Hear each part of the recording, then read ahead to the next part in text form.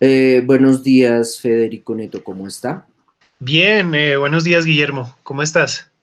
Muy bien, Federico. De hecho, muy bien de saber que ahora mismo podemos hacer esta reunión y todavía tengo internet, ¿no? Porque hoy estamos a 12 de mayo, después de la enésima negociación fracasada del régimen de Álvaro Uribe y comité de paro. Eh, Hoy se programaron marchas en toda la ciudad. Entonces, pues, insisto, como que agradeciéndole al Dios de los católicos y de las iglesias que no pagan impuestos, pues qué fortuna poderlo tener a usted acá para hablar respecto a un post que empecé a ver a partir del 4 o 5 de mayo en diferentes perfiles y en diferentes stories de personas que sigo, incluso de instituciones que sigo para joder. Como que empecé a ver que se empezaba a replicar por muchas partes un post que daba cuenta de una perspectiva de producción y circulación de información respecto no solamente al paro nacional, sino como a procesos de movilización política y transformación cultural en entornos colonizados y la redundante actitud paternalista por parte de colegas y teóricos extranjeros, sobre todo ubicados en universidades hegemónicas, respecto a estas movilizaciones. Entonces, voy a leer el post, igual en la imagen de la, del video, pues va a quedar como la foto de esto. El post dice, estoy agotado de que cuando se da un evento, entre comillas, político en su mundo de fantasía tipo Disneyland, trademark, construido a partir del extractivismo, el empobrecimiento y la exclusión, tenemos que bajar la cabeza, compartir información y sentir solidaridad. Pero cuando nosotros, en el sur global, somos pisoteados por los poderosos, solo obtenemos apatía, silencio o el ojo curioso del turista occidental que busca apropiar nuestra cosmovisión para acumular capital intelectual, entre comillas, intelectual.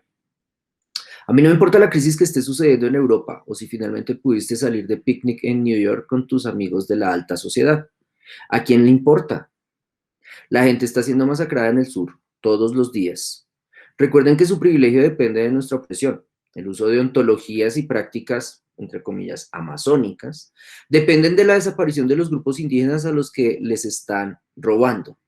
Sus papers tediosos y el uso de discursos políticos sobre las minorías y la decolonialidad dependen del derramamiento de sangre continuo en el que estamos. Nos están matando.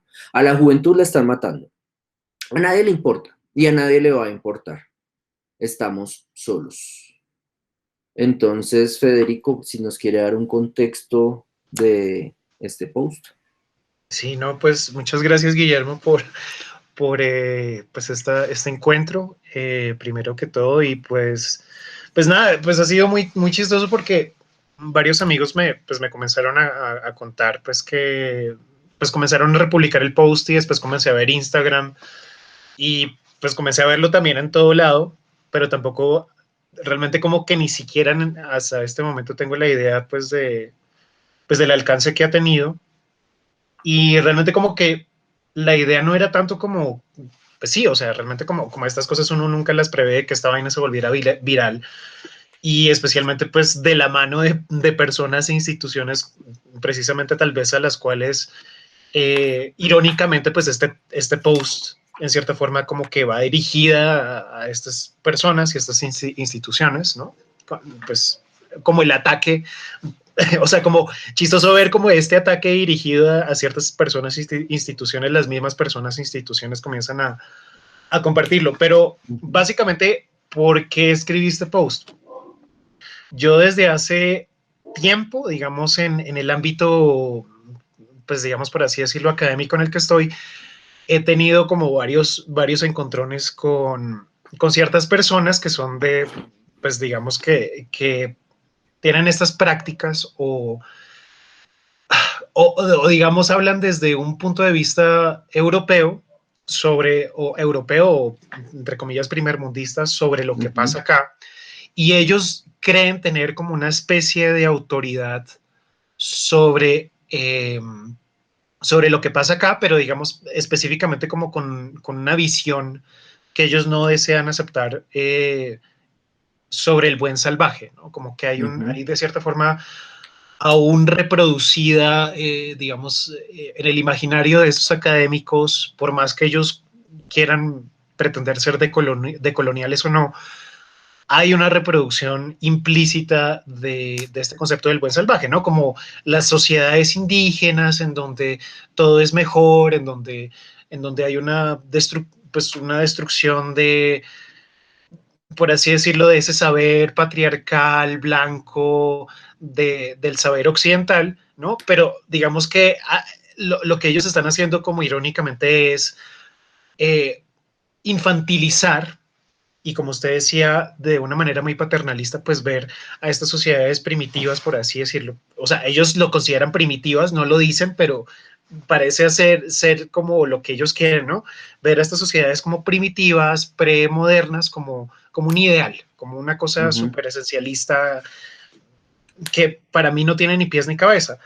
Entonces, como que yo he tenido repetidos encontrones con estas personas específicamente por un encontrón que hubo pues precisamente una persona de Canadá, pues yo no voy a mencionar nombres acá, que insistía que no, que es que la modernidad es pues una basura, ustedes los académicos no sé qué, y yo le decía, pues, a ver, pues yo estoy en Colombia, yo hablo pues desde mi lugar, ¿no? Pues desde mi lugar en el sur, por así decirlo, y me parece un poco ridículo como esta apropiación que usted está haciendo, ¿no? Y no solamente como que, bueno, pues el contexto es que hubo una discusión en Facebook, pues ojalá yo poder mandarle como el hilo completo para que después usted, su merced, lo lea, porque es tenaz.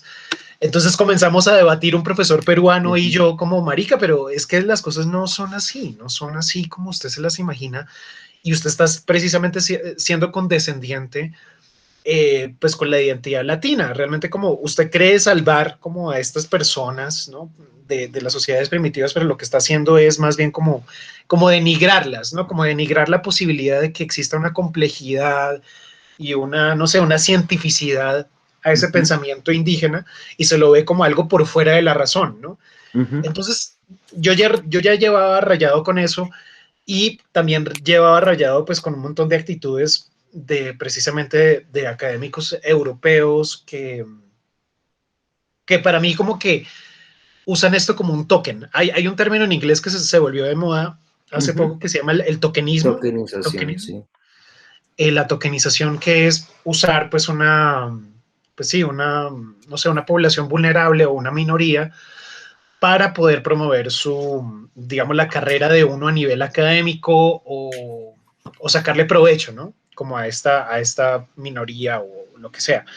Entonces, pues creo que fue frustración acumulada realmente frente a estas actitudes que comenzaba a ver y pues sí, es que efectivamente pues uno se da cuenta que realmente a estas personas solamente les importa hablar de estos temas cuando es algo que les compete a esta cuestión de una acumulación de capital cultural y capital económico dentro de la academia, ¿no?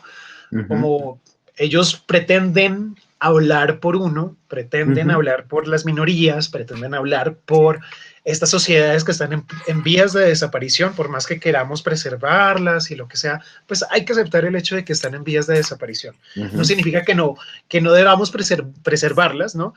Pero es como que estas personas se engordan y se inflan hablando sobre estas personas sin darles la voz, ¿no? Y, y entonces me sentí frustrado, pues que están pasando estas cosas en Colombia y pues por todo el autoritarismo que hemos tenido estatal y la manipulación de medios, pues desafortunadamente nunca hemos podido como difundir realmente lo que pasa a ese nivel y que digamos que pueda ser asimilado a nivel internacional de una manera que tenga impacto. Eh, entonces me sentí frustrado, como pues, o sea, realmente sentí que muchas de estas personas estaban hablando, era pues caca, realmente, como, mire, o sea, esto es lo que está pasando en nuestro país, están matando a gente, están realmente como estamos viviendo un yugo histórico al cual parece como que a mucha gente no le importa y no pasa nada, como es, yo, por ejemplo, no he visto a este Viveiros de Castro, por ejemplo, Viveiros de Castro que es tan famoso hablando de las ontologías amazónicas y toda esta Ujú, vuelta del primitivismo revolucionario. Yo no he visto un solo gesto de ese man en solidaridad por lo que está pasando en Colombia y especialmente con lo que escaló con la minga indígena.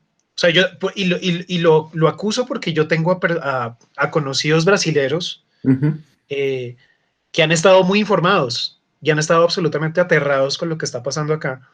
¿Y cómo es posible que un académico que se hace pasar en nombre de estas sociedades, ¿no? Estas ujú, sociedades indígenas, no sea capaz de pronunciarse ni siquiera un solo momento para demostrar su solidaridad? ujú, Y ya como para cerrar un poco esto, que tal vez he ido un poco largo sobre esto, también creo que lo vemos con lo que está pasando con Palestina, ¿no? Como que ujú, efectivamente nosotros logramos una repercusión internacional, creo que, pues a mi parecer, inédita, o sea, que realmente ujú, hubiese una preocupación realmente grande, ¿no? Y que, o sea, le digo, o sea, realmente hay gente que me está escribiendo como, o sea, estás bien, estás vivo, o sea, como ujú, cómo van las cosas y hay gente que se preocupa como qué puedo hacer, ujú, dame como sitios en donde pueda mandar donaciones a las primeras líneas, bueno, o sea, como que hay gente que se está informando mucho. A pesar de esa repercusión, siento que efectivamente esa actitud de los blanquites, por así decirlo, los ujú, blanquitos, de pasar como su ojo a lo, no, pues, o sea, se volvió exactamente lo que estaba criticando, o sea, ellos se apropiaron del momento de lo que está pasando acá en Colombia, pero entonces como pasó lo que está pasando en Palestina, que también es muy grave, ujú. entre Israel y Palestina en la franja de Gaza, eh, problema también histórico, igual que el nuestro, larguísimo, pero entonces como allá también está súper cruenta la cosa, entonces es como, uy, no, es lo del momento, entonces Ujú, vamos a posar nuestra atención en lo que está pasando en Palestina, entre Palestina e Israel, ujú, y nosotros pasamos como a ser como la prenda del momento, por así decirlo. Siento ujú, yo, como causamos nuestro impacto internacional, como pobrecitos, efectivamente en el sur la están pasando Palestina, uy, también, entonces vámonos allá y como que la gente se olvidó y ya, como en vez de una cosa realmente como de solidaridad, de cierta forma siento que terminó sirviendo un poco para lo que yo estaba criticando acá, como un momento de rapiña, ¿no? ujú. Que la gente fue y lo utilizó como una plataforma y ya después listo. Entonces, pues, o sea, yo no digo que no debamos como no prestarle atención a Palestina, pero es como ver cómo desde el exterior ha cambiado pues el discurso, ¿no? Como la vista y el discurso. Entonces, como en Ujú, Colombia ya no importa, vamos a Palestina. Es un poco como ujú. lo que he visto.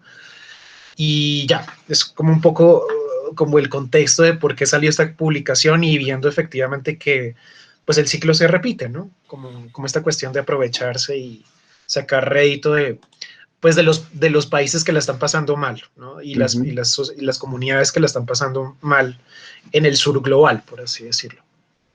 Sí, digamos que ahí para hacer una contextualización, usted me decía que el post fue publicado el 3 de mayo en su perfil de Facebook. Aquí deberíamos como establecer también cronologías, ¿no? El 30 de abril el presidente Uribe decreta la guerra a muerte contra cualquier persona que esté opinando en contra del paro.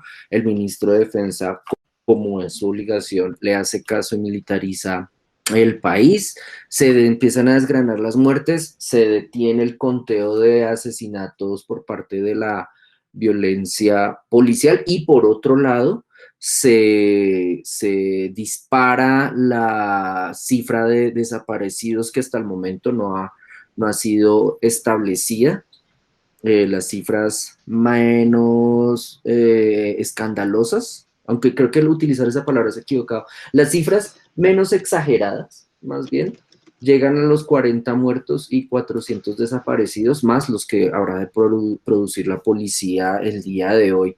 Pues insisto, ¿no? 12 de mayo, convocatoria, gran movilización nacional. Entonces, dentro de ese contexto, 30 de abril, 3 de mayo, y más un segundo contexto, redes sociales, usted publica en su red personal y sí, trasciende, ya usted lo dice, quiere trascender, hacer trascender su molestia con la actitud de ciertos académicos que vampirizan cualquier tipo de minoría o lucha para sacar crédito. Y en ese sentido, para sacar crédito, no, pero para sacar rédito, para sacar ganancia. Y en ese sentido, veo, su texto lo dice también, veo que sí, efectivamente la reproducción de ideales del buen salvaje, no importa si es dada por latinoamericano o sujeto del sur global educado en universidad hegemónica o gringo promedio, en que se igualan, se equiparan. Es decir, podrás tener postdoctorado en postcolonialidad y haber, no sé, haberle cargado la maleta a Boaventura de Sousa Santos, pero eso no te quita lo hijueputa y lo colonizador respecto a ciertos silencios estratégicos y también manipulación de ciertas voces.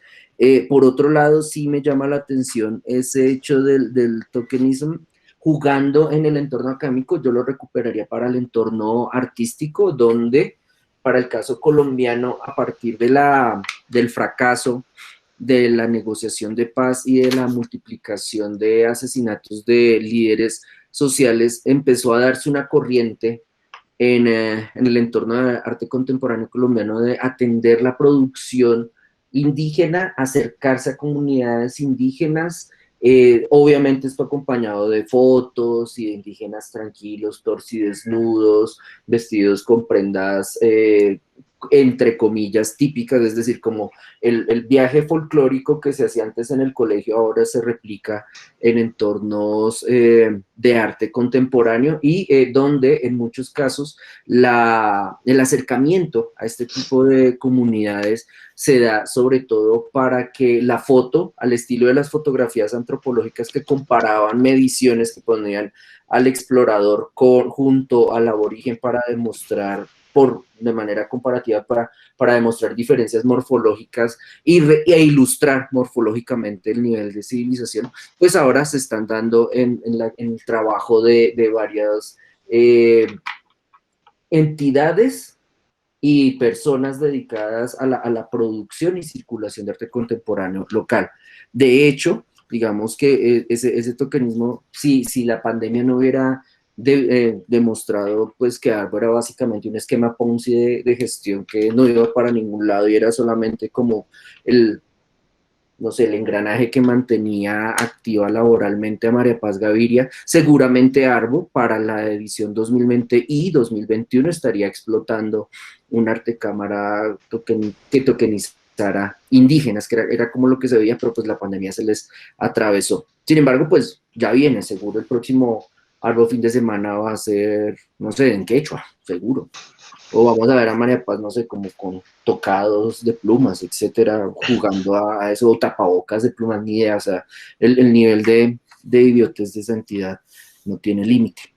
Entonces, digamos que para redondear esto que vengo diciendo, si la tokenización, entonces, viene a anudarse a una crítica de rapiña que me llama la atención como usted lo evalúa, que incorpora, en términos Foucaultianos, de asimilar en su cuerpo como una actitud disciplinaria, incorpora la lógica mediática, incorpora la misma lógica de redes sociales donde una noticia tiene vigencia durante 30 minutos, máximo 3 horas de ahí en adelante es reemplazada por otra, y en esa sucesión de eventos pareciese que se comprimiera el tiempo, y me parece notable ver cómo en el caso de estos sujetos que producen opinión y que generan como interpretaciones sobre el panorama sociocultural que vivimos, pues como que ellos también caigan víctimas de esa lógica mediática, como que no sean capaces de pensar en esos tiempos también. Y si ayer fue Lucas, pasado mañana va a ser una masacre en Palestina y dentro de 8 días va a ser otra balsa de migrantes ahogados en el Mediterráneo. Entonces ahí quería preguntarle a usted, ya un poco como también para generar un contrapunto con su posición, quería preguntarle a usted si usted vería, o desde la perspectiva de análisis que usted tuvo para realizar este post, que usted veía posibilidad de, sí, de comprender esta lógica mediática de producción y circulación de información, sobre todo ahorita en el fragor del paro, y de qué modo se podría detener no en el sentido de parar, porque el detener también podría jugar a favor del Ministerio de Defensa, ¿no? Como ya no más esta hemorragia de información, sino detener para analizar este flujo de información e incluso la producción de información de esta manera. En ese sentido, ¿cómo vería usted la posibilidad de que se generase un autoanálisis entre quienes producimos contenido para no contribuir en la diarrea mediática y quizá generar puntos de corte en los cuales se pueda pensar para continuar, como parar para avanzar, de hecho? Sí, yo, pues no sé, yo, pues claro, como usted dice, Guillermo, pues, o sea, efectivamente, pues yo caí ahí en esa dinámica sin realmente como pensarlo mucho, eh, como de esta circulación interminable de información que realmente como que no permite una autorreflexión sobre lo que se está compartiendo o cómo se está compartiendo, y creo que ha llegado a unos niveles absurdos, ya como, digamos, experiencia como personal de lo que he tenido que ver como en los últimos días en Twitter. O sea, más allá como de que efectivamente se vean reproducidos estos discursos de, pues, de tokenismo de cierta forma, como de manera implícita, y más aún con lo que acabó de pasar con la minga indígena, que Ujú, todo el mundo ha compartido como yo soy la minga. Como, pues no, no lo eres porque, o sea, claro, uno necesita poner solidaridad con la minga, y especialmente con todo lo que han hecho, y cómo se han parado fuerte frente al gobierno, y especialmente el terrorismo de Estado. Pero no podemos pretender que nosotros somos la minga en este punto, ujú, y pretender que nosotros podemos hablar en nombre de ellos. Ahora, lo ujú, interesante es que yo he visto varias personas en Twitter, eh, que creo que es el sitio de más circulación de esta información, ujú, yo creo, más allá que Instagram y todo esto. Gente que realmente sí está siendo un poco más reflexiva, diciendo como, ujú, bueno, ustedes están pretendiendo como hablar por estas personas, por los indígenas, y pues realmente no es así. O sea, nosotros podemos, o sea, necesitamos ser políticamente activos, ujú, hacer lo que podamos desde donde nosotros estamos, pero no podemos pretender que, o sea, reproducir esta información como ujú. tokenista, eh, ¿no? Como, pues, que es nuestra herencia y esto. Yo no sé si pueda leer un tweet que acabé de ver, eh, no voy a mencionar quién es, o sea, pues es un Hágale de man una, ahí hágale que de yo creo una. que habla de esto, por ejemplo. Entonces, esta mañana vi este tweet y decía, me incomoda que se hable de herencia indígena para hablar de los pueblos indígenas de hoy. Legado, herencia, eso se puede decir de palabras, toponimia, vestigios. Lo que hoy está latiendo es el presente indígena del que no somos parte, y sobre todo que no nos pertenece. Esto lo tuitea un man que se llama Juglar del Cipá, no lo conozco, Miguel Olaya. Eh, y entonces me parece interesante que, a pesar de que haya esta, como usted dice, esta diarrea de información, sí ha habido como una especie de espacio también de reflexibilidad.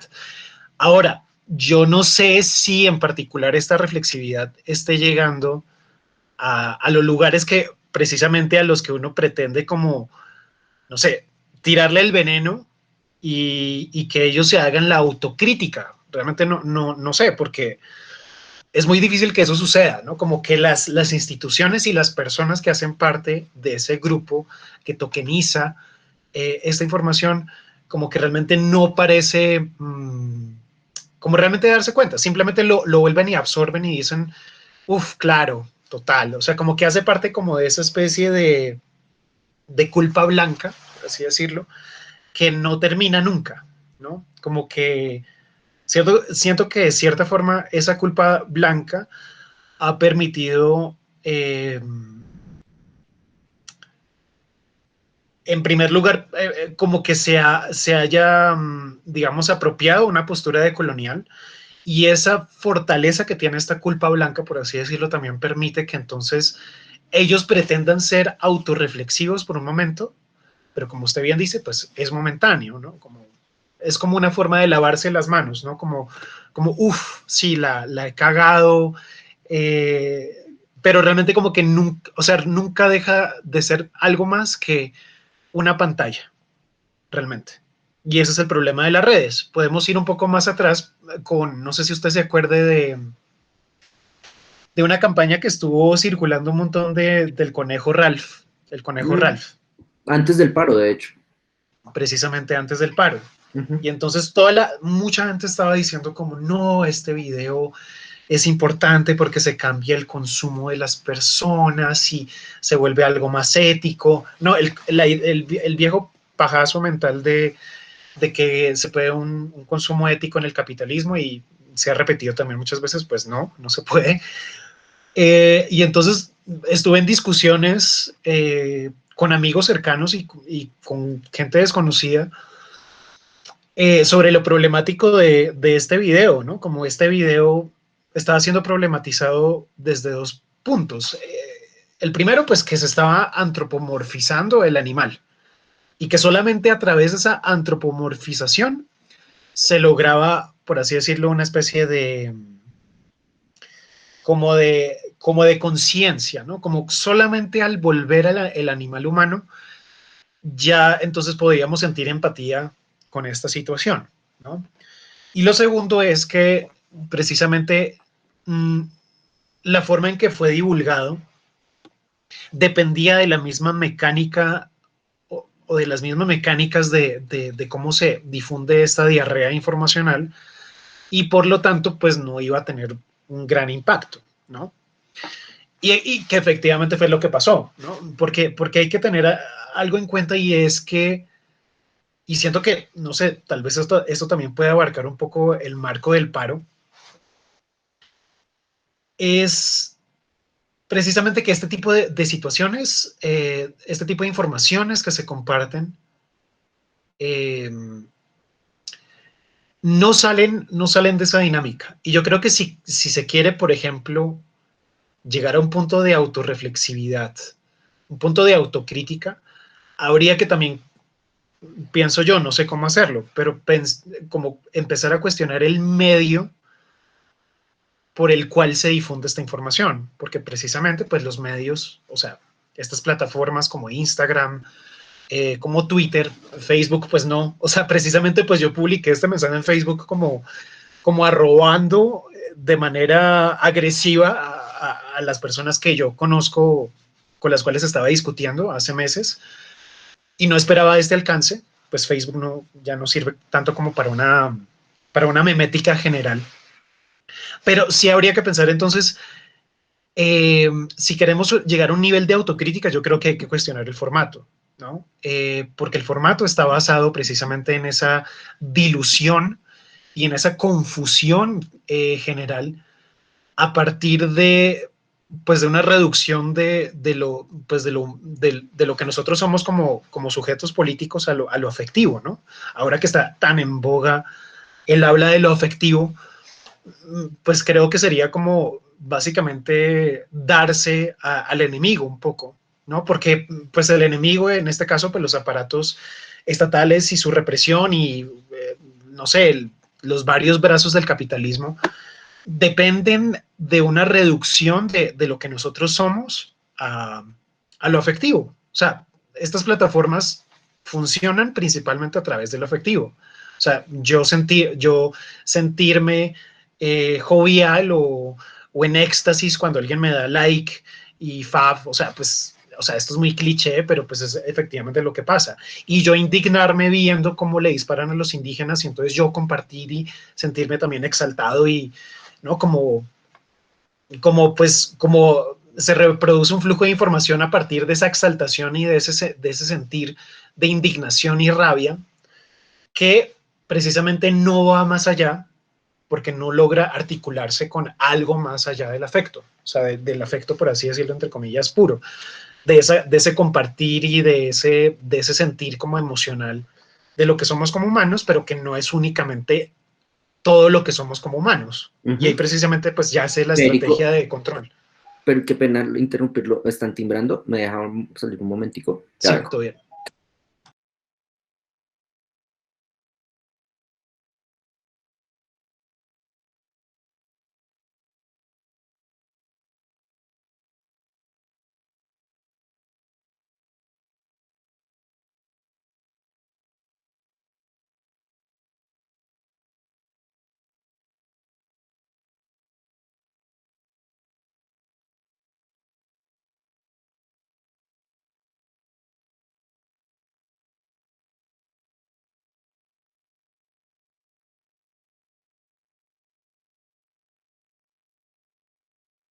Listo, qué pena, igual yo edito esto después, o bueno, de pronto dejarlo para que sea como la vida cotidiana. Entonces, Super se estaba hablando, entonces, ok, sí, plataformas del afecto y como la manera en que, una manera de responder a esta dinámica y perdón, a esta mecánica informacional sería dedicarse a analizar el formato, analizar el medio para comprender cómo le estamos haciendo el juego también. Y ahí fue donde lo interrumpí. Sí, pues sí, yo creo esto, pero igual también sigue el problema, ¿no? Como el nivel de adaptación, yo creo, de estas personas, de estos blanquites, por así decirlo, que están en las instituciones, pues haciendo todo este tokenismo y toda esta fetichización de lo otro, ¿no? Y del otro.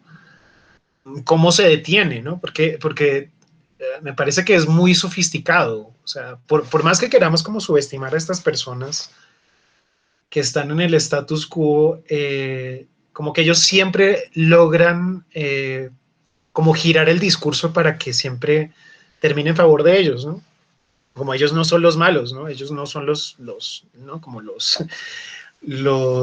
de la élite que se aprovechan de los demás, sino todo lo contrario, son los que nos van a ayudar, ¿no? Como son los que nos van a ayudar y porque nos van a dar conciencia sobre lo que está pasando con estas comunidades. Y no solamente eso, sino que van a ayudar a las comunidades. Qué maravilla.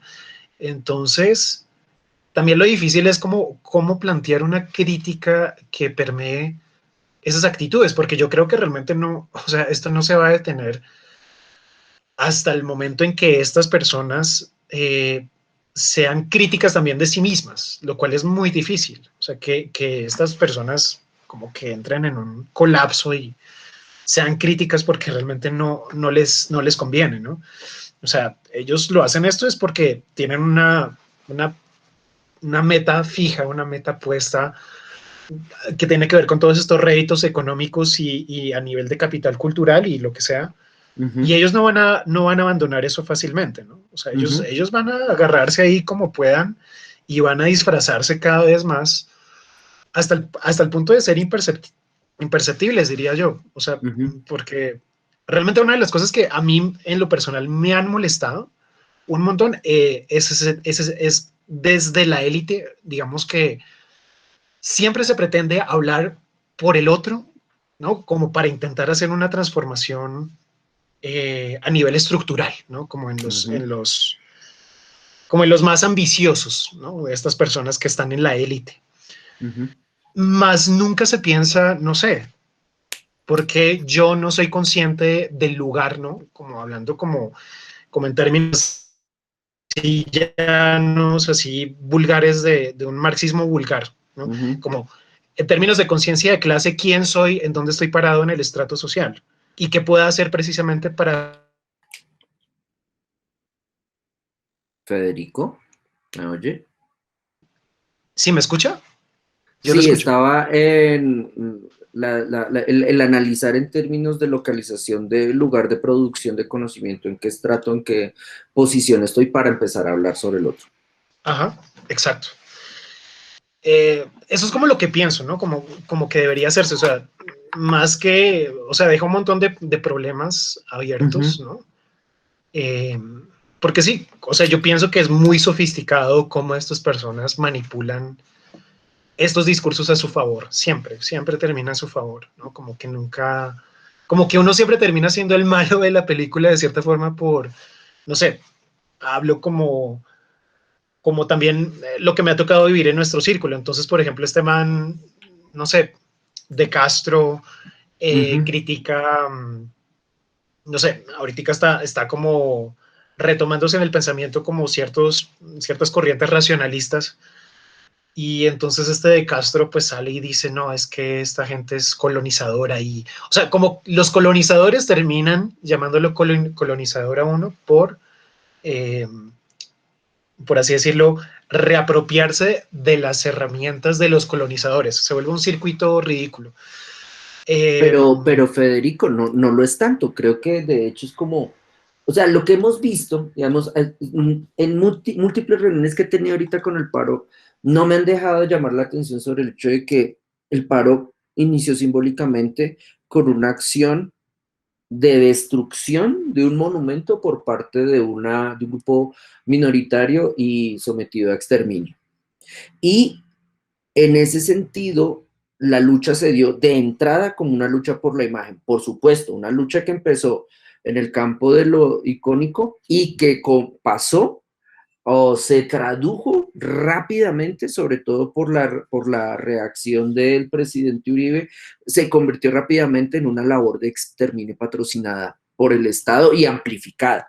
Entonces, esa lucha por detentar la palabra, por detentar la palabra como herramienta de interpretación de mundo, podría ver, o yo la veo a partir de lo que usted dice, como por un lado, una actualización de lo políticamente correcto, es decir, ahorita mismo hablar de lo políticamente correcto suena muy boomer y más bien para hablar en términos de Sumer, de persona del entorno pandémico, deberíamos hablar de tokenización. Y en ese sentido, lo que se está dando es también una actualización de la pregunta que hacía Gayatri Chakraborty respecto a el habla del subalterno. Entonces, otra vez nos preguntamos, ¿puede hablar el subalterno? Y lo que usted da el diagnóstico, el balance que usted hace con una posición como la de su post, es el decir, no, aún no nos quieren dejar hablar, aún quieren tomar la palabra por nosotros y además toman la palabra por nosotros, negando incluso acciones específicas de afirmación de grupos que anteriormente no se les, a los que anteriormente no se les permitía hablar. Y en ese sentido me parece que en su postura se destaca también, Federico, una actualización respecto, sí, a una pregunta de origen marxista sobre el lugar de producción de conocimiento y la articulación en la pirámide de la distribución de conocimiento, la articulación que uno tiene en ese espacio, y cómo, sí, precisamente este tipo de intelectuales paternalistas juegan a asimilar esos conocimientos para escalar en esa pirámide y ya en el punto en el que se encuentren, que nunca va a ser un punto de cúspide, siempre va a ser un punto intermedio, van a ser como los lavaperros de los lavaperros de los lavaperros, y al final van a terminar, por ejemplo, publicando en idioma imperial. Estos sujetos, escalando precariamente en esa pirámide, empiezan a lanzarle porquería a los que vienen detrás. Y ahí quería como actualizar esa situación, como como esa cadena alimenticia operando respecto a esta producción de discursos y el hecho de que usted destaque, haga énfasis como en el contexto en el que se mueve, que básicamente opera entre la filosofía crítica y el análisis de arte contemporáneo y de cultura contemporánea. En ese punto donde usted se mueve, ¿cómo entiende esa cadena alimenticia por parte de estos sujetos? Es decir, estos sujetos los acusan a ustedes, quienes los están criticando, los acusan a ustedes de haber asimilado el conocimiento colonial. Es decir, ellos le dicen a usted, usted es colonial después de que usted me critica. Pero entonces esos sujetos lo critican a usted, lo señalan de colonial. ¿Para qué? ¿Hacia dónde quieren apuntar? Es decir, lo decapitan a usted y entonces se quitan un colega surglobalista menos en la carrera por las migajas en la industria educativa estadounidense, por ejemplo, o lo hacen para imponer una nueva epistemología, o lo hacen incluso para configurarse ellos a sí mismos como unos sujetos ontológicamente puros que desde desde la academia como un protectorado, miran hacia la realidad y dicen, ah, allá está pasando algo, qué mierda, lo tocan como con su dedo, con su toque mágico de Midas para provocar atención y posteriormente lo dirigen a otro lado. ¿Hacia dónde apuntan ellos? ¿A qué van?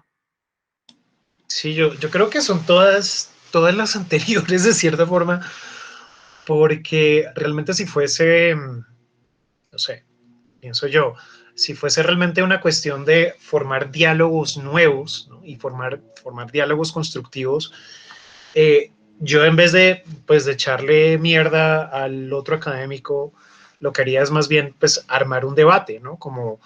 Mire, yo tengo mis posturas epistemológicas particulares, usted tiene otras, ¿por qué no debatimos y vemos qué sale de ahí? O sea, marica, si Jordan Peterson, que es un don nadie, o sea, que fue ahí sí un lavaperros de la nueva derecha, debatió con Zizek, pues debatió entre comillas.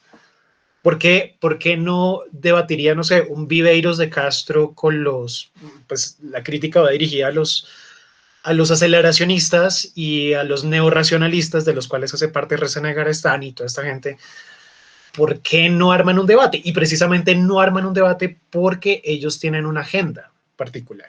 Estos académicos tienen una agenda particular que ellos quieren empujar y que tiene que ver precisamente con toda una cuestión de modas intelectuales, y que precisamente son modas porque no son honestas. O sea, no sé, está toda esta cuestión del giro ontológico, entonces se habla pues, de las multiplicidades de las ontologías y de los otros. Y de los otros, no solamente los otros como hablando de los otros como comunidades que han sido relegadas históricamente durante Uh -huh, siglos, uh -huh, sino también los otros como los otros materiales, entonces las uh -huh, piedras, las plantas, toda esta cuestión, ¿no?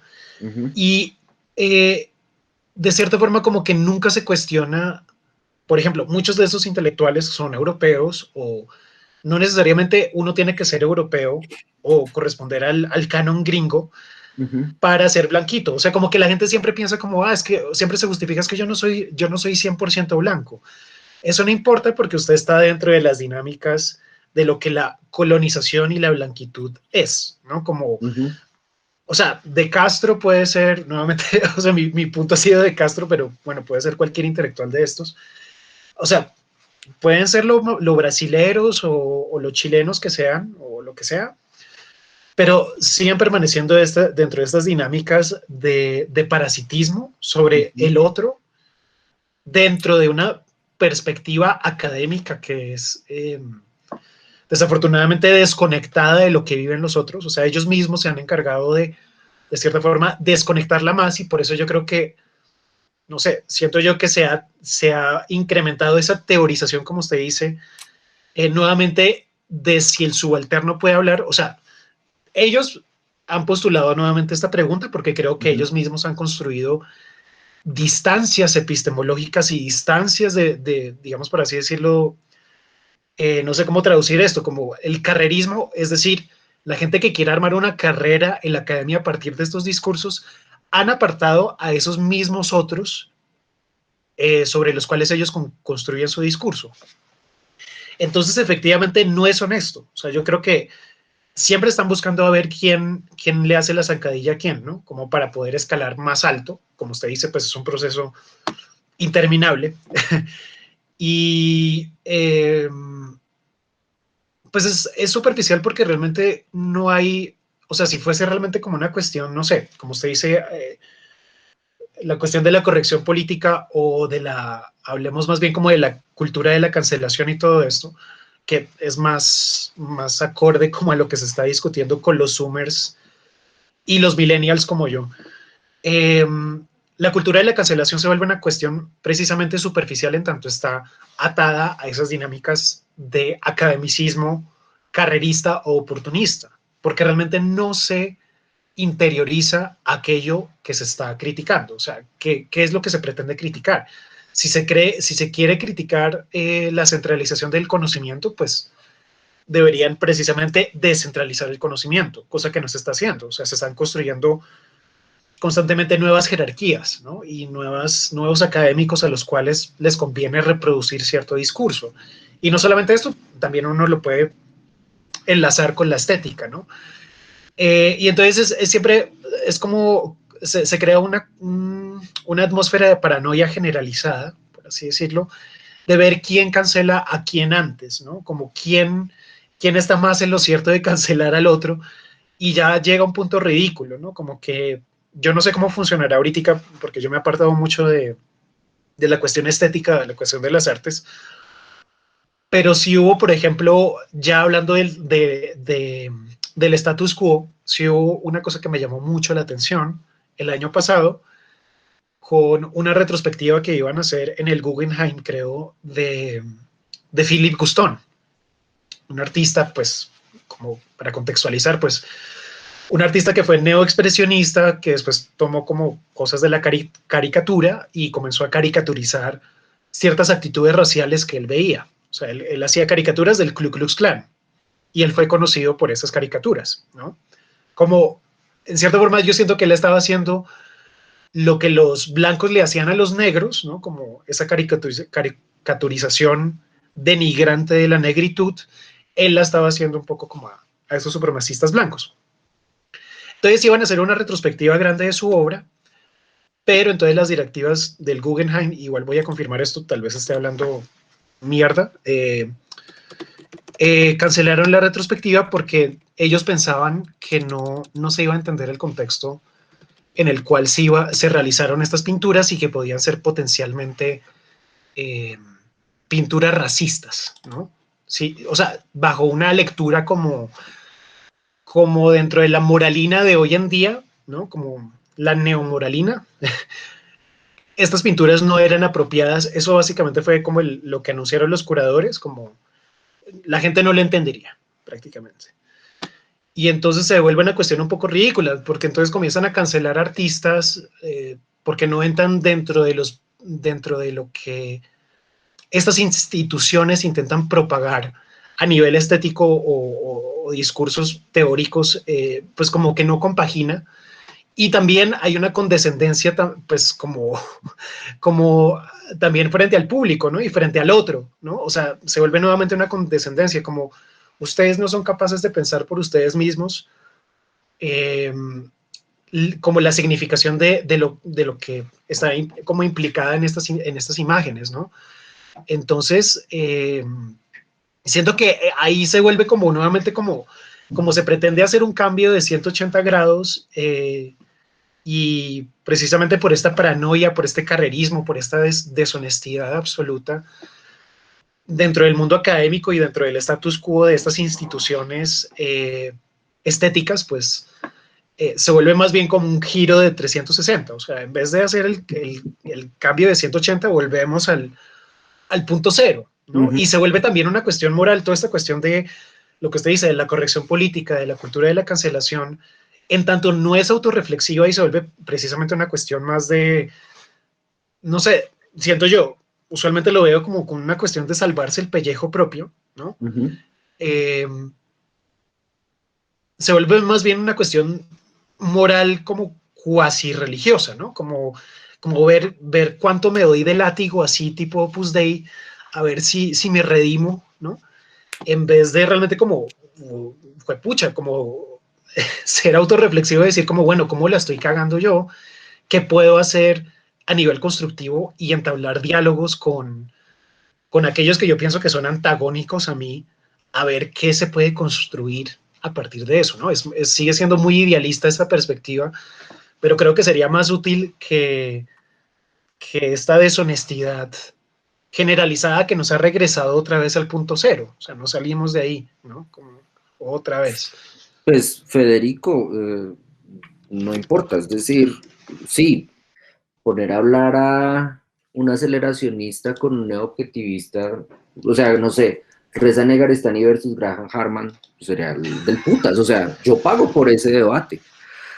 Pero sí me gustaría, digamos, como en aras de la claridad para el público, ese debate, usted hablaba de estos dos sectores, básicamente usted está en un proceso de especialización y de estudio como a profundidad respecto a filosofía crítica y filosofía contemporánea. Solamente como para generar puntos de claridad, ¿usted nos podría categorizar, distinguir esos dos componentes que mencionaba en ese debate ideal? Esa sería una primera pregunta. Y respecto, ya como para que la vaya preparando, la, me gustaría que profundizara respecto a esa creación de un nuevo canon a partir de una distribución de condescendencias, como el canon del padre, del papá sobreprotector, que termina estupidizando a su hijo porque no le permite conocer el mundo, porque pobrecito, quizá cuando salga al mundo, el mundo le va a devolver la mierda que significa la realidad derivada de la interacción entre humanos. Entonces, entre humanos somos hijueputas, yo protejo a mi hijo de la hijueputez de la especie teniéndolo retenido en mi casa y al final lo termino convirtiendo en un huevón. Entonces, esa sería como la segunda postura, la segunda pregunta, perdón.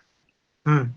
Eh, sí, o sea, básicamente, ahorita lo que yo veo como a nivel académico y estético, porque también, pues, efectivamente la estética eh, siempre como que, o sea, no debería ser así. Después podemos ver si expandimos esto, pero es parasitaria de la teoría, ¿no? Entonces, ahorita como los debates que se están dando es entre un sector muy reducido, del cual hace parte Reza y que han recibido un montón de, como de mala prensa, que son los neorracionalistas, que básicamente lo que están haciendo es buscar precisamente responder como a las cuestiones fallidas del discurso postestructuralista, que ellos precisamente estaban viendo como que no había ciertas cosas que ya no estaban viendo más, ¿no?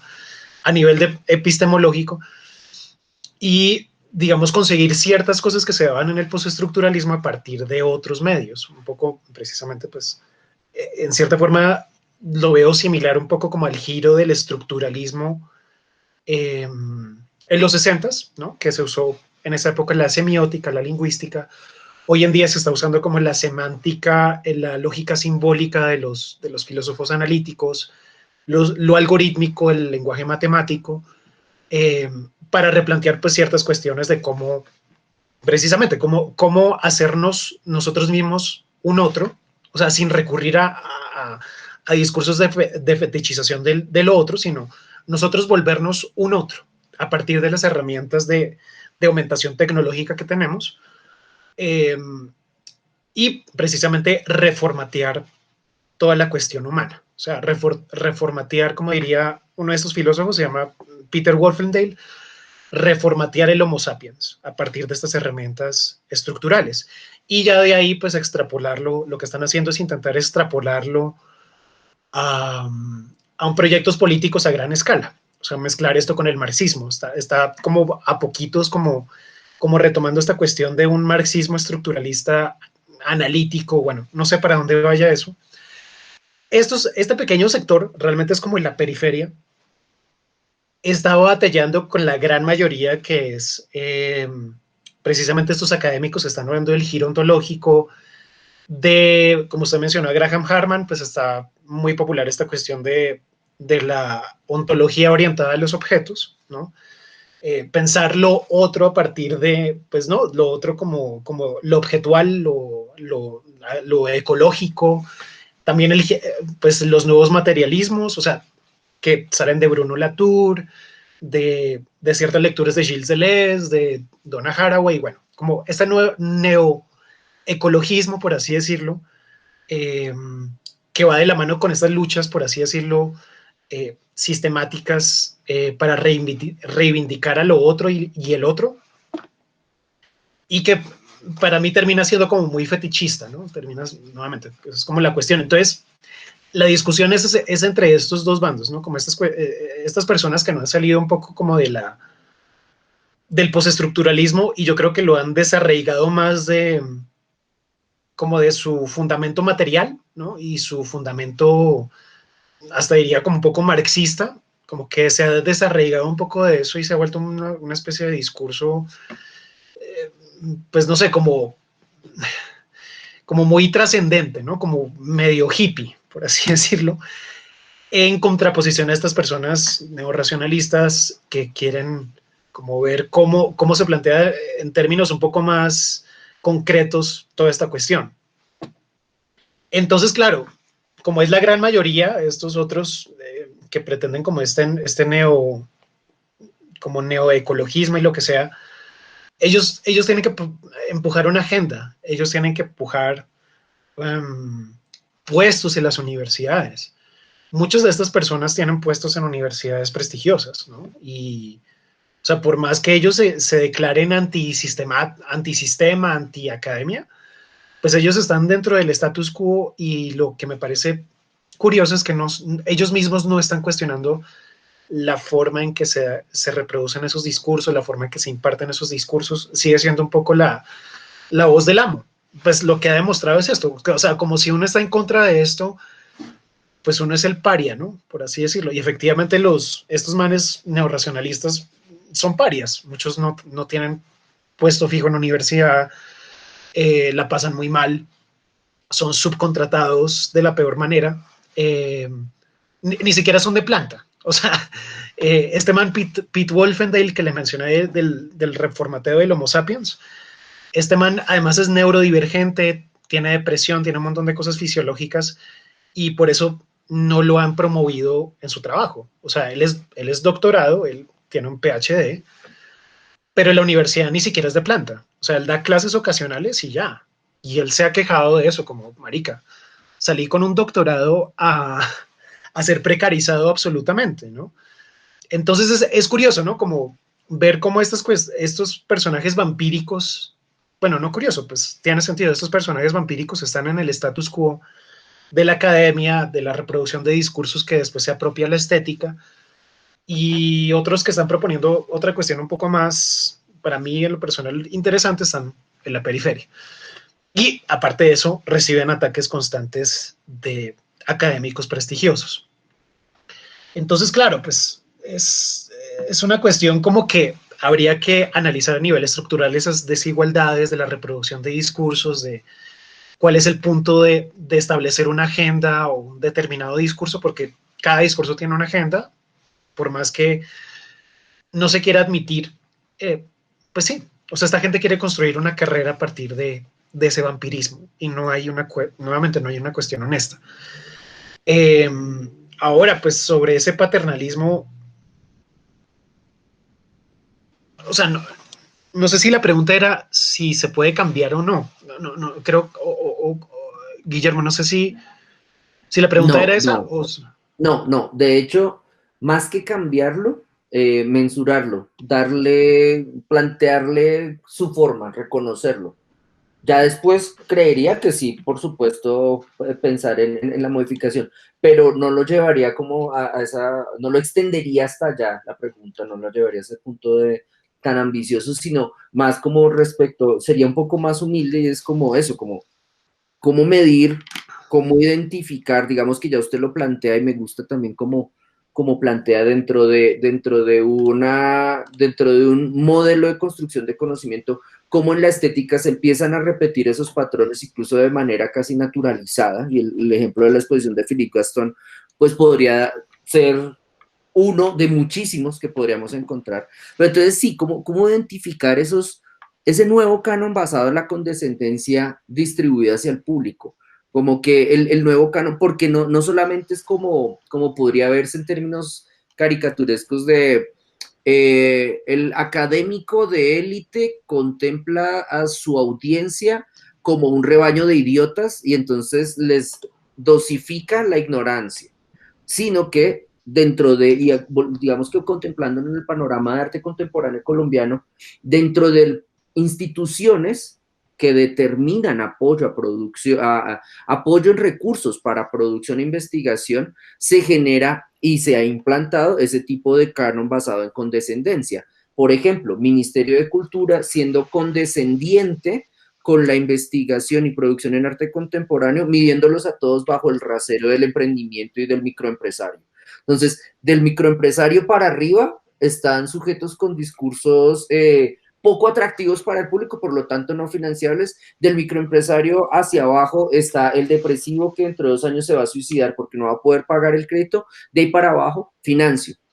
En el entorno académico, considero que esos cánones basados en condescendencia, digamos, académico me refiero a facultades de artes plásticas y visuales, sobre todo desde el estallido social derivado del decreto de guerra-muerte de Uribe, las academias reaccionaron de manera supremamente lenta respecto a cómo posicionarse. Y en ese sentido me llama muchísimo la atención que la primera que se hubiera posesionado es la Universidad de los Andes, la Academia de la Universidad de los Andes, que en últimas pues da cuenta también como de una localización y una identificación estructural en el contexto, y es que pues desde ahí va a salir la vanguardia, desde ahí se orienta producción y producción creativa y generación de políticas culturales, pues bueno, ellos son los que empiezan. ¿Por qué lo habría de hacer la Nacional? ¿Por qué lo habría de hacer la SAP? ¿Por qué lo habría de hacer otra universidad? Primero que hable el patrón y de ahí para allá los subalternos. Entonces, en ese sentido, ahí yo no acusaría a los Andes, es decir, al Departamento de Artes y Historia de Artes, de generar un canon basado en condescendencia, pero sí en plantearnos, en recordarnos más bien dónde está el dueño del letrero, dónde está el que va a ser nuestro jefe y de dónde sale. Y en ese sentido me parece, pues bien, como que la sinceridad se aplaude.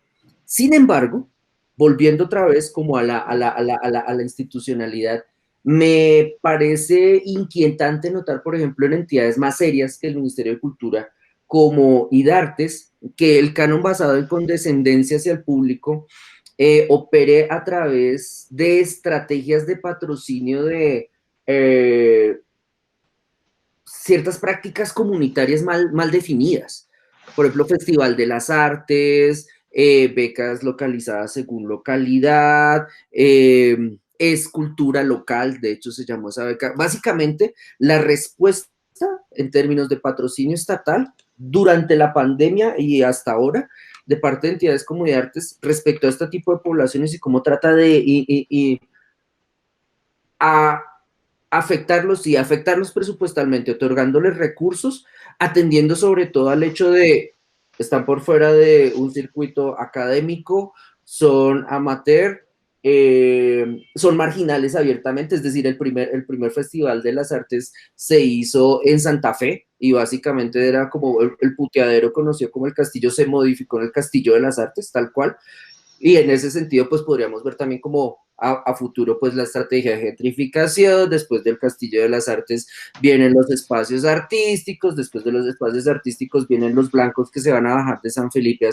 a Santa Fe porque es más cool y seguramente se va a volver una anécdota el hecho de fui atracado por o me dieron escopolamina tal día y eso va a ser parte como del panorama social que después va a convertirse en torres y expulsión de las capas sociales que ahora mismo dominan allí, que son absolutamente problemáticas en términos de generación de delincuencia también. Entonces, se busca a través del arte modificar demográficamente un entorno, incidir en el orden público reemplazando a unos delincuentes por otros delincuentes. Se sacan a mexicanos y venezolanos y paisas de sus ollas para reemplazarlos por especuladores inmobiliarios. Entonces, ahí quería eso, como que su merced desde esa perspectiva de filosofía crítica diera cuenta como de esa renovación, perdón, de esa renovación, no, de esa construcción de canon basado en condescendencia.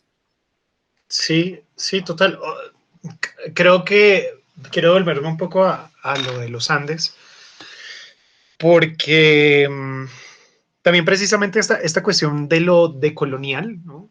Y como esta cuestión de los afectos y pues, todo este asunto, precisamente los que dicen ser la vanguardia, como usted dice, de ese pensamiento, es los Andes. O sea, en este momento muchos estudiantes tienen como esa perspectiva decolonial, bla, bla, bla, pero que precisamente siento que, nuevamente, como usted dice, siguen siendo los dueños del letrero y por más decoloniales que quieran ser, por más, no sé, por más reflexivos, entre comillas, quieran ser sobre la realidad de su país y lo que les tocó, no van a ser reflexivos sobre las dinámicas que están instalando a nivel académico y a nivel social y económico. O sea, estas personas van a seguir teniendo el poder que siempre han tenido, eh,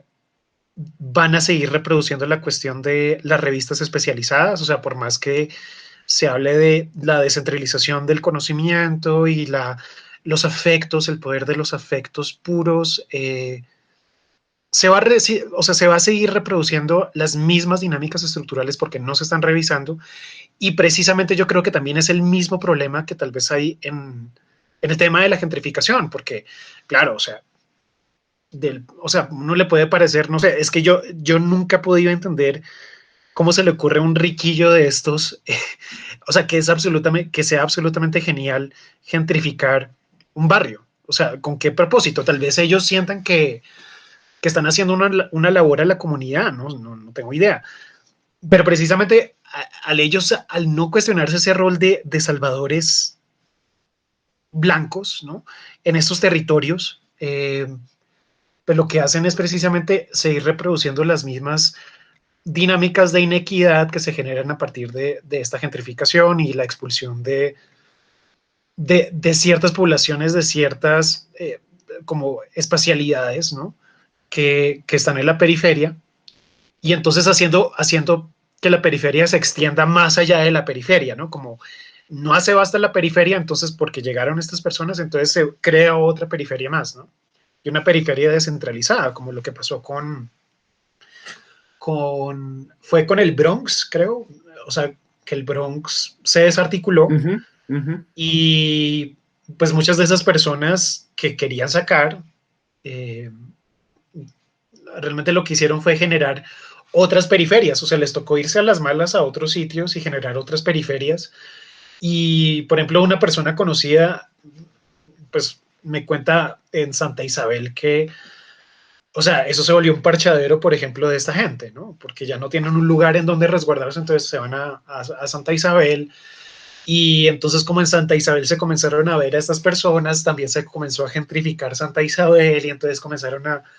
Es impresionante, pues Santa Isabel no es un barrio de la periferia, pues es un barrio, pues sí, común, clase media, popular, y comenzaron a surgir como un montón de locales y vainas así súper, súper fifí, ¿no? Eh, entonces, yo creo que el problema está ahí, o sea, como el problema permanece, eh, en tanto estas personas no sean, nuevamente no se cuestionan el lugar desde donde están hablando. Y no solamente creo que es suficiente con cuestionarse, o sea, porque además también, no sé si usted ha notado, Guillermo, como cuando ha habido gente que intenta cuestionar estos discursos y estas prácticas, que pretenden ser una cosa y terminan siendo la otra, como que esta gente comienza también a criticar el mismo concepto del privilegio, ¿no? Entonces la gente dice, no, es que hablar de privilegio blanco y privilegio en general y privilegio de clase es súper problemático, ¿no? Y entonces dicen, no, hablemos de otras cosas, ¿no? Como hablemos de otros temas, pero nunca proponen sobre qué hablar, ¿no? Como que realmente se les nota que realmente o sea, se escudan de poder hablar de su privilegio de clase, de su privilegio de raza, o sea, como es un tema incómodo para ellos y ellos lo saben. Entonces ellos también, de cierta forma, lo que he visto, hablo en abstracto porque lo he visto más como en redes sociales y esto, desvían la cuestión del discurso y dicen, no, tenemos que ser constructivos y generar nuevas opciones para los que no están incluidos en la hegemonía de lo que sea, de lo que hacen parte, ¿no? Y realmente como que nunca, o sea, a partir de ese esquivar de esa responsabilidad que estas personas tienen, pues no va a cambiar nada. O sea, ellos van a seguir inventando como nuevos dispositivos para esquivar lo que a ellos les corresponde cuestionar sobre de dónde están parados y cuáles son las dinámicas que corresponden a esa situación, o sea, a esa, perdón, no situación, esa ubicación estructural en la que están. Creo que, me repito, o sea, porque yo siento que no se puede salir de esa condescendencia si no se cuestiona desde donde uno está. Y también viceversa, o sea, por ejemplo, no sé, vayámonos a la nacional y hasta la pedagógica, diría yo, donde hay ciertos académicos también que, claro, son académicos que también vinieron desde abajo, o sea, desde abajo, o sea, no tienen ninguna rosca, o sea, están estudiando ahí porque les tocó, hicieron todo el esfuerzo y están ahí. Y lo curioso entonces es que estas personas, en vez de traer algo nuevo a las dinámicas que ya están establecidas por el status quo, el poder académico, lo que sea, se acogen más bien a ellas. O sea, yo he tenido discusiones con gente que como que se siente súper orgullosa de la facultad, ¿no? De la Universidad La Nacional, que es la putería, que es, o sea, avanzada en investigación y lo que sea, y yo les digo, pero, pues a ver, o sea, están reproduciendo, o sea, ¿cuál pensamiento crítico del cual, o sea, la Nacional se enorgullece del pensamiento crítico, pero ¿cuál pensamiento crítico va a haber realmente si ustedes están acogidos? Puede ser también a las malas, pero están acogidos bajo esta cuestión de ser investigadores para el capitalismo neoliberal. O sea, bajo esas mismas dinámicas, bajo las dinámicas nuevamente de las revistas especializadas, bajo las dinámicas de ser el monitor de clase del profesor invitado y ser un lambón y ¿no? como intentar conseguir réditos a partir de eso. Entonces, es curioso también ver a la inversa, ¿no? Yo no, también creo que, o sea, creo que dentro del mundo del arte es también donde más pasa, o sea, gente que vino desde abajo, que vino desde las periferias y en vez de cuestionar estas dinámicas, como que a las malas, por así decirlo, les toca ser partícipes de esas dinámicas y no las cuestionan. Ellos teniendo también como las capacidades de poder desestabilizar esas mismas dinámicas y esas mismas inequidades estructurales y esas mismas, esa misma actitud de condescendencia, ¿no? Entonces también es un juego raro, ahora que uno lo ve como desde los dos lados, o sea, la gente que viene desde abajo tal intenta cuestionar, pero realmente lo hace a medias, ¿no? Y termina cogiéndose a estas dinámicas y los que están en el status quo pretenden cambiarlo, pero lo que hacen es reproducir mmm, lo que siempre ha existido, ¿no? Bajo nuevas formas, bajo el nuevo ropaje del emperador. O sea, siempre es como un nuevo napoleonismo, o sea, se derroca, la revolución sucede, se derroca la monarquía, pero después viene el emperador Napoleón. Entonces, creo que nada va a cambiar si no hay nuevamente, si no hay una autorreflexión y un cambio realmente como a conciencia desde donde se está reproduciendo un discurso, reproduciendo una dinámica. Ujú. No hay de otra. Creo que no hay Ahí, de otra. ahí de hecho me llamaba la atención que usted en este diagnóstico, en este análisis que hace, llegara como a evidenciar en estos sujetos que están plagados de buenas intenciones, son como un perro pulgoso repleto de buenas intenciones. Estos sujetos ven problemático el dialogar sobre sus condiciones de origen.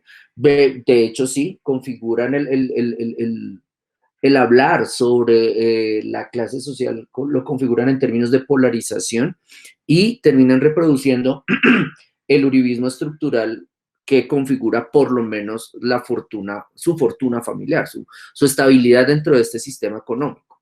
Y me atrevo a decir uribismo estructural, pues porque llevamos 20 años de este régimen y en esos 20 años una configuración, una readaptación de la psicología y la economía y la sociología del devenir de los habitantes de este país.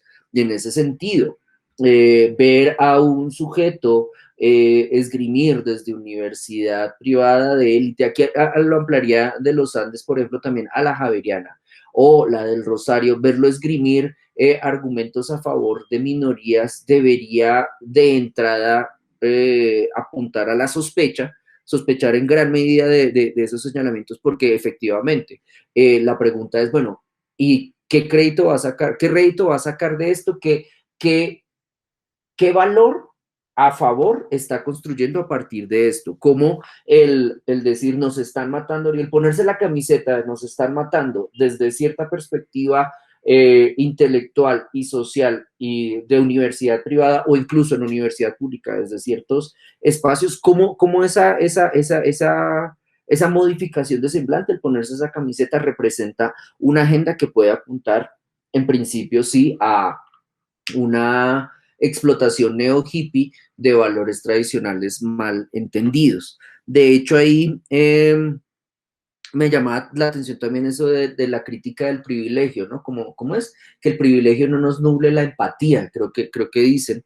Y pues sí, es que cuando yo tengo un sueldo, cuando soy de planta, cuando tengo la barriga llena, yo puedo ser empático. ¿Cómo le voy a exigir empatía a un joven acostumbrado a comer mierda, criado en la comedera de mierda y dispuesto a sacrificar, que es lo que está pasando ahora con el paro, dispuesto a sacrificar, poniendo su cuerpo, dispuesto a sacrificar su vida para modificar esa condición de pobreza estructural en la que creció y a la que está enfrentado?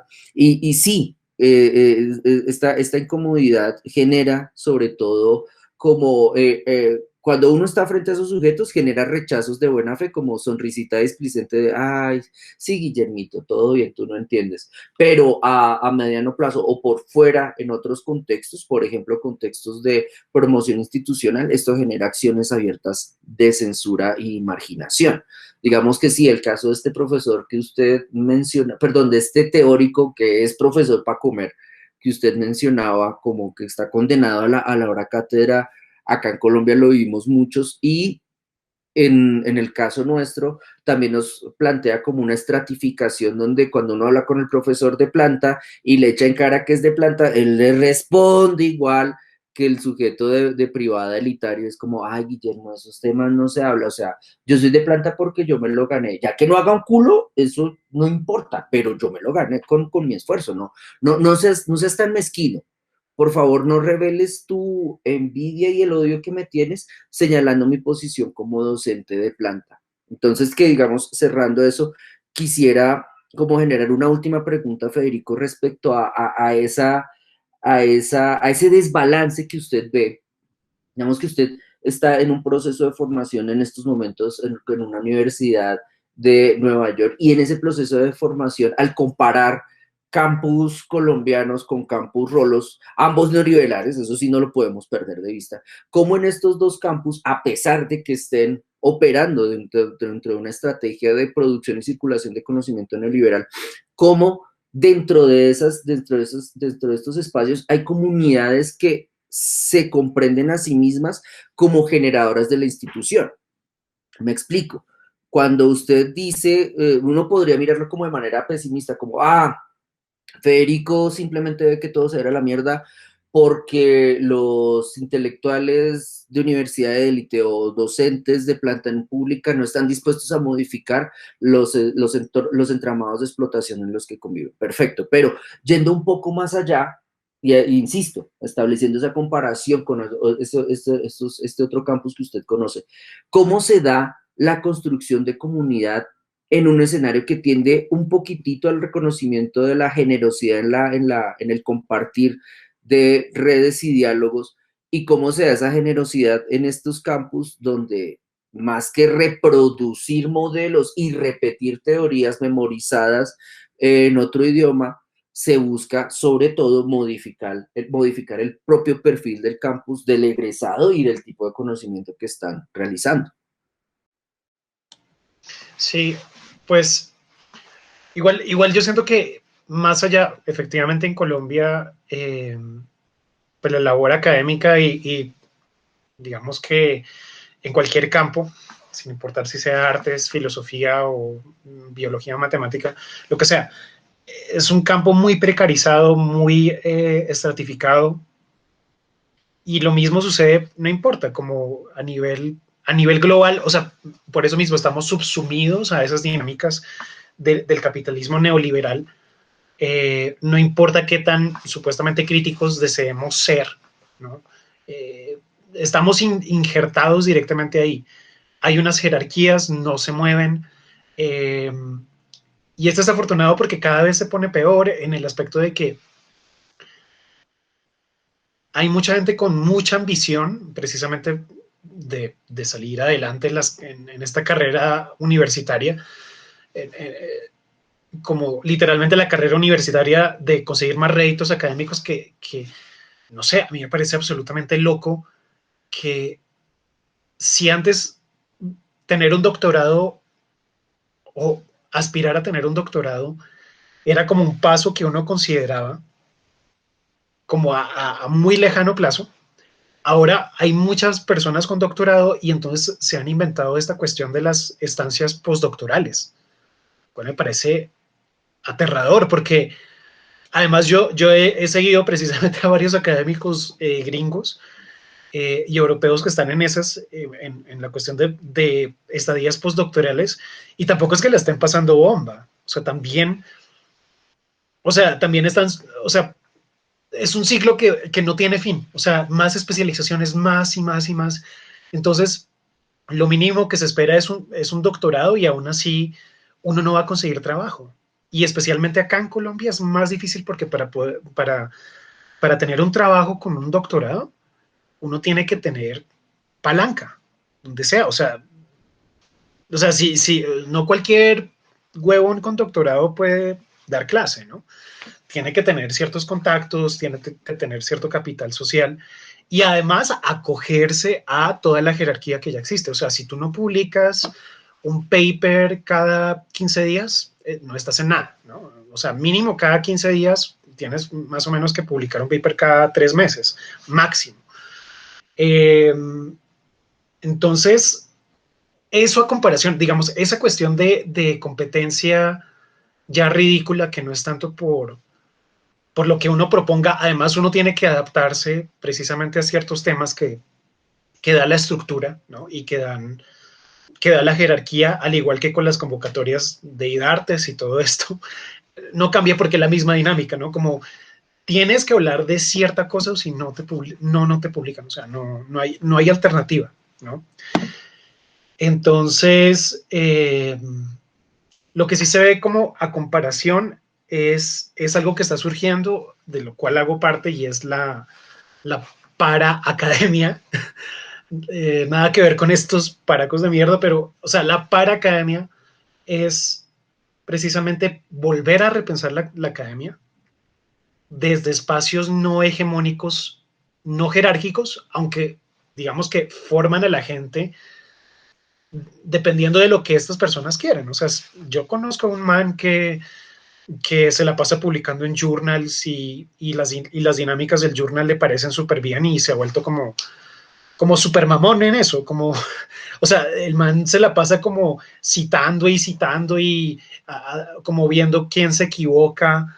eh, y eso está bien, o sea, si esa persona quiere formarse para eso, bien, pero realmente como que el punto sería ver cómo se forma más bien una comunidad de académicos que tengan pensamiento crítico, que no necesariamente tengan que estar dentro de esas estructuras jerárquicas y realmente como instaurar lo que se ha perdido, que es como volver a esta cuestión más una herramienta para la comunidad, eh, más que una cuestión de adquirir réditos académicos y seguir escalando la escalera que nunca se acaba, ¿no? Como intentar escalar la escalera de Jacob, pero que no tiene fin, ¿no? O sea, no es tanto eso, sino realmente como poder utilizar estas herramientas para algo, ¿no? Y qué es lo que usted quiere. Quiere, no sé, hablar de cómo programar un algoritmo que funcione para descentralizar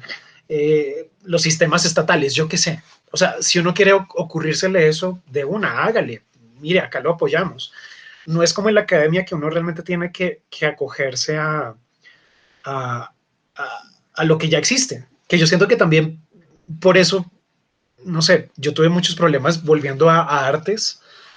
En la Tadeo, por ejemplo, no sé cómo será ahora y en otras universidades, pero siempre son las mismas modalidades de toda la vida. O sea, las instalaciones, el performance, la pintura y ya, y para de contar. O sea, como no hay otras modalidades, no hay otras formas como de ver como el panorama estético.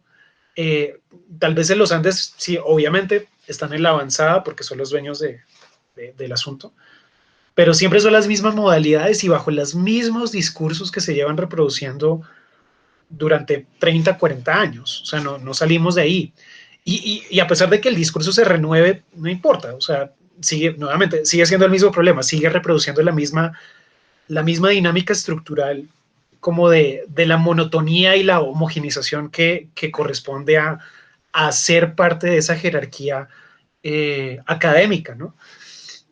Entonces yo creo que estos espacios pues son interesantes, los espacios para académicos son interesantes en contraposición a estas jerarquías, pues en tanto uno puede proponer lo que uno quiera, pero pues a uno le dan herramientas para desarrollar eso y uno también tiene las suficientes herramientas para seguir adelante con el proyecto al socializarlo con los demás. O sea, no hay alguien, o sea, por lo menos no me ha tocado alguien que le quiera hacer la zancadilla a uno, sino como alguien que diga como, uff, qué chimba, como véase estos, véase lo otro. Y así, como que se vuelve un compartir más bien como, como, como de apoyar a los otros porque estamos como en un proyecto similar de ver qué hay más allá de estas jerarquías y estas vainas ya rancias pues de estas estructuras académicas que ya no deberían ir más, ¿no? Como, hay muchos que no nos importa realmente qué va a pasar. O sea, yo no sé si, o sea, realmente como me parecería un infierno eh, tener un puesto pues en una universidad. Y yo creo que hay muchos compañeros que están en las mismas, como están absolutamente desencantados con el solo proceso de hacer la tesis, por ejemplo. O sea, esta cuestión de ser evaluado y defenderse y ver si uno escribió mal el párrafo. eh, o sea, no más de eso. O sea, como... Y lo peor es que también en arte sucede y a veces es tenaz, ¿no? Como esto está mal construido, está mal hecho, esto para dónde va, esto, ¿por qué no le puso más de esto? Y, y es chistoso entonces porque el discurso de no ser condescendiente, ¿no? Nuevamente, que al final es una condescendencia, también la reproducen a aquel otro que es el estudiante, ¿no? Como, eh, a mí me tocó así, a mí me tocó, pues, o sea, profesores que en vez de fomentar esas herramientas y fomentar esta cuestión de la comunidad, al contrario, lo desarticulaban a uno, ¿no? Y no estoy diciendo como que tengan que privilegiar al estudiante o lo que sea, pero, o sea, uno puede ser crítico con el estudiante sin destruirlo, ¿no? Como, porque también eso hace parte de las dinámicas de esa jerarquía académica. Cosa que siento que no pasa en estos ámbitos. O sea, como el profesor está abierto y dice como escríbame cuando quiera, si quiere charlamos por fuera de horarios académicos, lo cual es muy generoso porque, o sea, es muy difícil que eso suceda acá con la carga laboral de muchos profesores también, ¿no? Pues, o sea, eso también hay que tenerlo en cuenta. Pero sí está eso, como un diálogo abierto constante, o sea, entre profesores, entre estudiantes, hay una circulación, ¿no? Hay una circulación de ideas constante que, pues, que es vitalicio, ¿no? Y yo siento precisamente que esa cuestión de la circulación de ideas es lo que no sucede en general con todo lo que hemos hablado. O sea, puede circular mi imagen en Facebook y después en Instagram y lo que sea, puede circular las imágenes de la minga, puede circular lo que sea, pero si esa circulación no permea y no se logra una discusión realmente como adentro del status quo, adentro de las élites, adentro de todas estas personas que son dueñas del medio, nuevamente, no va a pasar nada. Tiene que haber una circulación estable que no solamente sea como una cosa momentánea y, ay, sí, o sea, pasó derecho. O sea, realmente eso no es circulación, es como un derroche de cosas y ya, que van derecho. Más bien como ver si se puede pensar una circulación de información, porque no se da. O sea, como usted dice, ¿no? Y como habíamos hablado, en el momento en que se pone el tema sobre la mesa, la gente es como, uy, no hablemos de eso, pues sí, porque me incomoda y entonces se corta la posibilidad de una circulación crítica que puede ir desarticulando las formas y quehaceres de esta gente, ¿no? Esta gente que está en el status quo.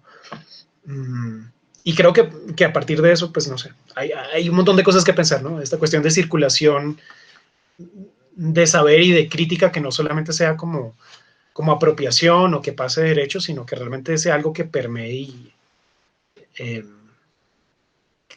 que sea algo permanente, ¿no?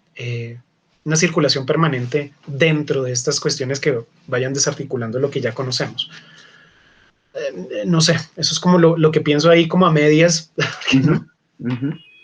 Sí, pues es como un proyecto a largo plazo, sobre todo, y que sí implica como eso, como el llamado de atención respecto al carrerismo. Tiene que haber una palabra en español para carrerismo porque carrerismo es un anglicismo. Sí, sí, total. Y no es arribismo, y no es arribismo porque el arribismo tiene que ver con el nuevo rico. Toca buscar esa palabra. Pero sí, como básicamente eso, como amigo académico, tu carrerismo no te va a llevar a ningún lado porque básicamente te va a extender los metros de cadena, huevón. Entonces, tú verás, sí, después de que estés en planta, te van a permitir hablar, por ejemplo, o si no te toca firmar un contrato de confidencialidad para no poder opinar respecto a ciertas problemáticas, so pena de verse multado o pues la amenaza, la espada de Damocles que pende sobre todo profesor universitario, ¿no? Ser cancelado en este caso por condiciones institucionales adversas.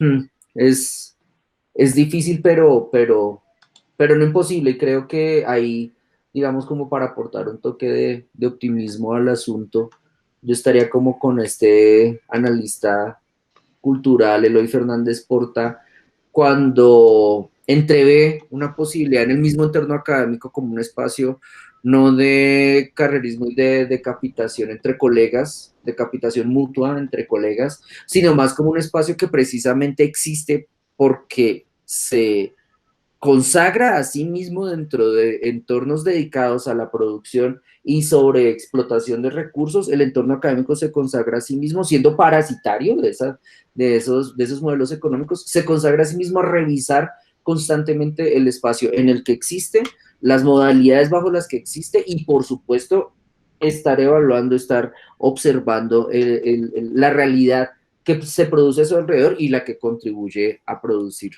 también, sí, como que no hay nada más experimental que un académico, mejor dicho, si el académico quiere. Si no quiere y se pone el bozal del sueldo, pues ya es problema de él.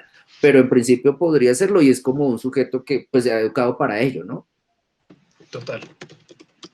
Pues Total. Federico Caballero, si quiere cerrar, por favor, cuando se me quiera. Sí, pues nada, es que preciso lo que usted decía, digamos de que el académico debería ser lo más experimental posible. Hay una cita que publicó Reza ayer, Reza Negarestani, que habla de esto. Entonces, él habla de la figura del poeta ingeniero, aquel poeta que transforma su entorno. Entonces él dice, si elegimos habitar, o sea, esto lo estoy traduciendo hacia lo maldita sea ahorita, si uno decide habitar el mundo que uno ha heredado, haciendo cambios dentro de, digamos, el conjunto de reglas que se han establecido dentro de este, en cambio, el ingeniero poeta busca la construcción de un nuevo mundo, no a partir del capricho de generar diferencias, sino a partir de la urgencia de ver este mundo que hemos heredado a partir desde un punto de vista desde la afuera. O sea, lo que me parece interesante pensarlo en conjunción con esto del académico experimental, en tanto no podemos solamente adaptarnos a las reglas que ya están en el mundo académico, en el mundo jerárquico, en el mundo desigual en el que ya estamos. No solamente sería como una labor absolutamente perezosa, absolutamente derrotista, adaptarnos a lo que ya existe, sino más bien ver cómo podemos generar otro mundo a partir de lo que ya tenemos. O sea, ya conocemos las reglas, ya conocemos cómo se reproduce, qué tenemos que hacer, o sea, para transformar esto y verlo, o sea, no ver como nuevamente lo que dice la generación de diferencias, o sea, generar al otro y lo otro, sino que se pueda volver nuevamente el mundo como un otro, o sea, ya otro mundo totalmente distinto al que conocemos a partir de esa modificación, de esas inequidades, de esas desigualdades, de esas jerarquías, ¿no? Creo que tal vez eso sería como algo que tenemos que pensar todos, ¿no? Desde la estética, desde lo teórico, hacer espacios comunes también, porque siento que también, nuevamente, como que también hay una cuestión de desprecio entre distintas, nuevamente por esto, como esta depredación también ha hecho como que uno desprecie al artista o que el filósofo sea despreciado y así. Creo que es eso, ¿no? Modificar y ser plástico y ser experimental, como usted dice. Ok, Federico, entonces muchísimas gracias por su tiempo. No, gracias Guillermo, pues creo que divergió un poco del asunto central, o bueno, tal vez no, tal vez ahí está esta cuestión ahí El- el- latente. el- la audiencia nos lo dirá. Igual esto no lo mira nadie, entonces todo bien, Federico, no va a pasar nada. Y Muchas bueno, gracias, Guillermo. caballero, no, y otra cosa, ese debate que usted propone, debería hacerlo, sería muy bueno. Entonces aquí termino la grabación, ¿listo? Listo. Chao, gracias.